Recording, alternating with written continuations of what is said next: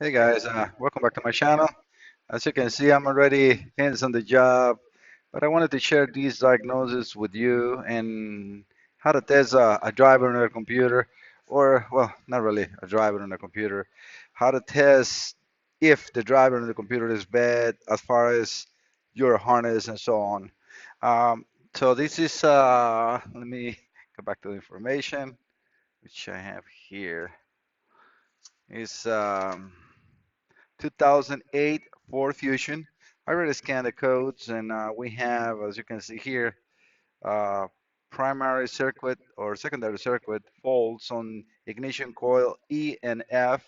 That will be for cylinder 5 and 6. So I did that with the SUS, and that was just reading the code, which I don't really want to spend the time on or waste the time of that. But so using Identifix, I went out and did a search for PCM pinout, and this is what I come out. So let me show you and tell you that exactly that's what I did. So I just put exactly that, and then you go to component location, which is also very important because it's sometimes it's hard for us aftermarket technicians to keep everything on our mind where everything is located, right? So this one tells me that the PCM is located behind and under the battery, so I need to remove that. So as you can see, I bookmarked that. One nice thing about Identifix that all data doesn't give you is unlimitless bookmarks in all data, which I already have two here. Let's say if I want to bookmark this, which it tells you right here, as you can see, let's say, and I see exceeded 20. Come on, 20 bookmarks, and that's not even for each car. It's total. That is a joke. I mean, come on. You're charging for a month subscription, and that's what you give. That is lame.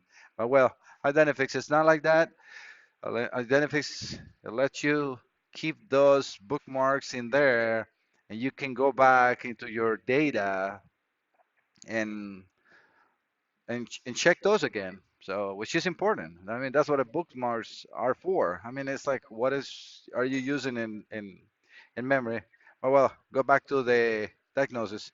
So now I know where the computer is. I also found this as reference values, which is good. It tells me that what is on each one of the pins, like like the APP1 and APP2, what the values can be on key on, engine on, hot idle, mileage, which is very good. So if you guys are looking for information on what it should read, here it is. So just look for reference values, and that's what you will be using. But then these are also the connectors. We have connector B and E. The one I'm using is actually not this one. Well, but you can see this is connector B, and it has 11, 12, 13 empty. So let me close that. And now after that one, the E, so 11, 12, or so on are where my coils are. So you can see powertrain ignition coil assembly 2, which it says B, or in this case, the 10, which is assembly 6, it says COPF or coilover plug F, and then 5E, so it will be A, B, C, D, E, F, right? We have 6 cylinders. All right, so I did a printout, so I have those that information handy with me. Since I need to remove the battery,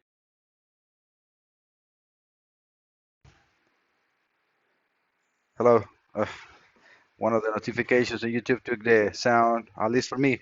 All right, so I'm using a power pack, so I'm able to supply power to do my tests because I know that I'm not getting activation on the ignition coil. This is again cylinder 4, 5, and 6 on the front. So I already tested with the coil outside and a spark plug tester, cranking the car, starting the car, and it's no spark. I know that I have power. I will show you in a second on the diagram. This is a very simple system. It's a two wire coils, so you have power and ground. So the power is a constant coming from one of the fuses, which is there, and then the ground is an activation coming from the driver on the computer. All right, so what I have on this coil, the activation wire or control wire is a violet with the brown on that coil, it's coil 6. And then on connector E is pin 10. Hopefully you guys can see good. So it's pin 10 violet with the brown. So it's the same color all the way out to the computer. So what I did is I rig out a test light on the coil side. So I have one wire of the test light. As you can see, I'm using a needle on the front. Very, it's a needle, so it's not going to damage any of the connector. And then the other one is going to the ground wire on the battery connectors because the battery is not in here.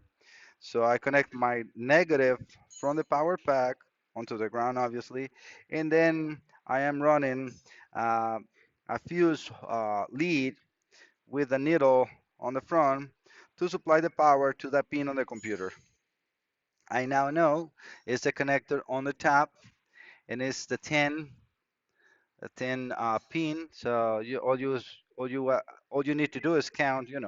So we have an empty space, so that will be a still count. So let me position this, see if I can do this with one hand. That's actually perfect. So I am turning these on. Since there is no load, it's not going to start by itself, at least this one, but I can push here. Okay, now I got power. And then, so again, let me turn my light off. You guys can see, not really, right? So, and I need to see too. So, let me, so, all right, guys, my headset died, so I need to put it to charge for a little bit. All right, so let's count again. So again, even the empty spaces. So 1, 2, 3, 4, 5, 6, 7, 8, 9, and 10. So this should make my test light up. And let me do it again so you guys can see. 1, 2, 3, 4, 5, 6, 7, 8, 9, and 10. All right, so and that is again connected to the coil control wire. So we have no opens, no shorts, because otherwise I will blow my fuse. And we have no control. I did erase the codes. That's something that you should do whenever you're having a problem with a actuator. Let's call the coil an actuator, like a solenoid or so. Those drivers usually are above strong on the computer. But if a coil gets shorted and you keep going like that, it will definitely take the driver down. Computer um, strategy would be to protect themselves from that draw. But every time you start a car, it will try to activate it, see if it's corrected. And then by trying and trying every time you start, if you don't correct the damage or the problem, it will end up damaging the driver. And that's the problem we have most likely here, because it's the only one that I think is not working. So I am thinking to see if I can open that computer, take it over to my house and fix it.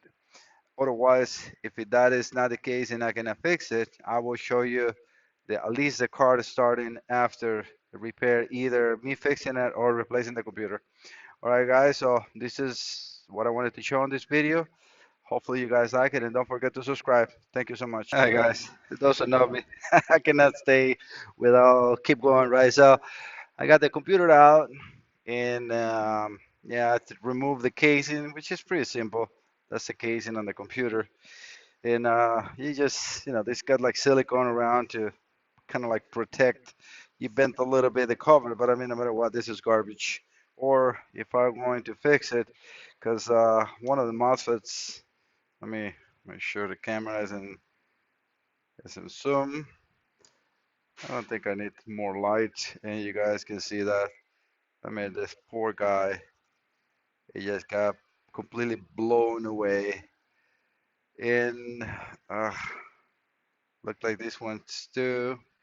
So yeah, I don't think I'm gonna be able to repair that because MOSFETs and or if that is just a transistor, I might be able to get. I'm not sure what that is. I don't think it's a diode. I'm not sure. I have to like see the number just with the naked eye like this. Again, my vision is not the best now, but I wanted to share this with you. So just to confirm that there's no, I mean, no doubt on the diagnosis. It's a driver blown away. All right, guys.